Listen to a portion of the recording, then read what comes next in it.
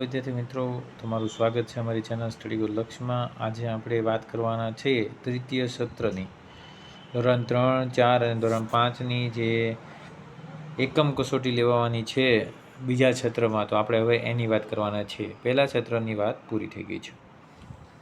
બીજા ક્ષેત્રની શરૂઆત થશે ડિસેમ્બર મહિનામાં. એકમ કસોટીની શરૂઆત થવાની છે, તો આપણે એ પ્રમાણેનું શેડ્યુલ જોવાના છીએ. તો સૌથી પહેલાં આપણે વાત કરવાના છે ધોરણ 3ની, પછી ધોરણ 4 અને ધોરણ 5.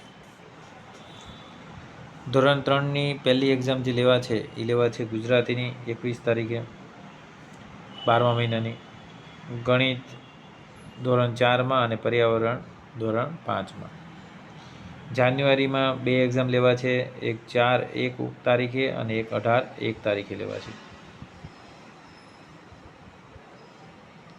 એમાં જે 18-1 તારીખે જે લેવા છે એ ધોરણ 5માં લેવા છે ગુજરાતીની પરીક્ષા, અને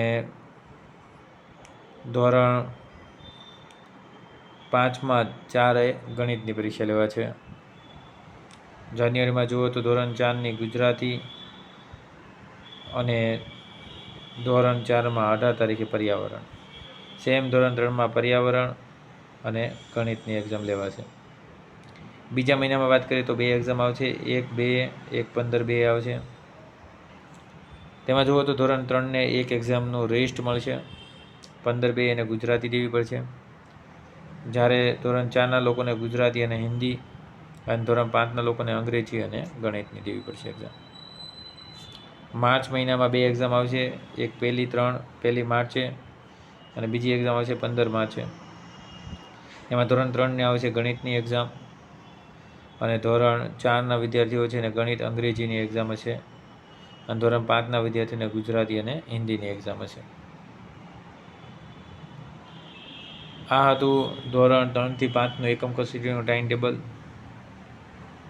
બાકી જે પણ ડિટેલ હશે એ તમને જે મળશે એ ધોરણ 6, 7 અને 8ની મળશે. તો નેક્સ્ટ વિડીયોને જોતા રહેજો.